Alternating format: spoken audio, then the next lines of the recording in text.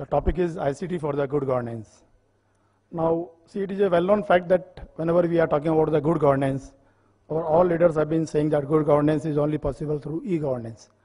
So, this itself indicates that what the role ICT has got in the good governance.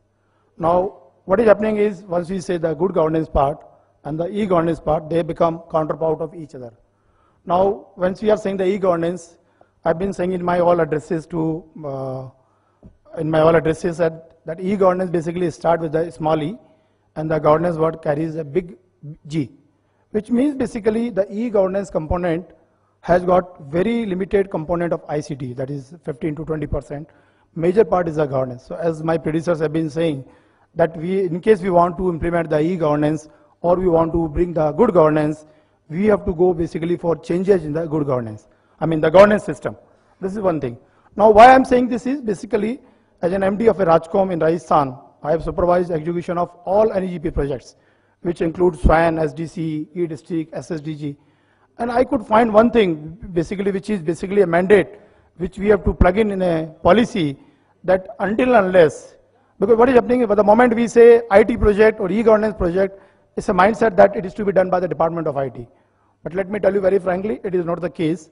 Whenever we are talking about any e-governance project or any governance project which is to be e-enabled, we have to keep in mind that it is basically the project of the department.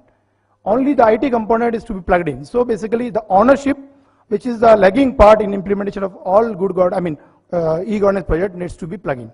Now what is happening is, when we are saying the ICT role in the good governance, it is a fact that once there is a ICT component built in the system, by default it goes for a process re-engineering. Because few of the things technology does not support, few of the things system does not support. So you have to match between the two. So you have to make some changes.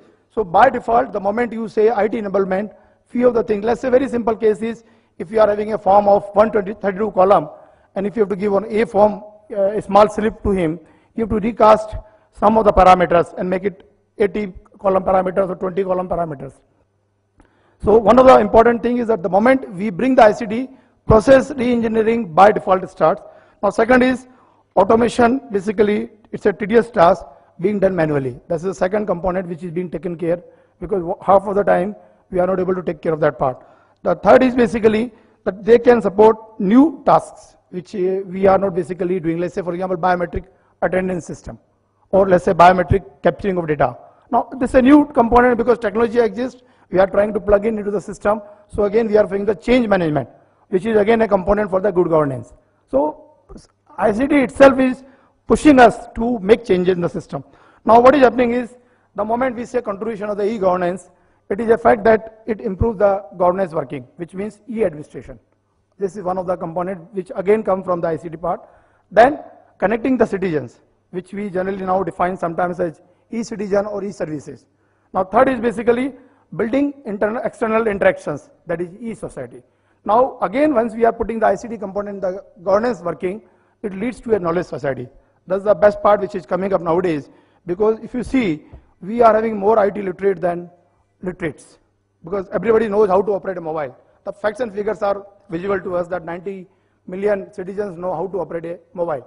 They may not know how to write, how to sign. So what I'm trying to say is, that the technology component itself is pushing us to go for a good governance concept. Now, as in the beginning, Secretary Sir said that there are 8 parameters for the governance, and as Mr. Venugopal said that there are 4 transformations taking place.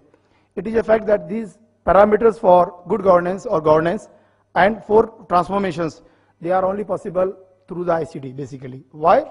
Because the built-in feature which computer or ICT has got, which is basically volume, speed and handling irrespective of the geographical location, that can only be taken care by the ICT. Now what is happening is, this ICT or the e-governance basically, that is basically trying to bring relationship between transparency, governance and the economic growth. Thus if you see any country, the country which has got the maximum utilization application of the ICT, they are being showing the good economic growth. And that's the reason again we are pushing for that.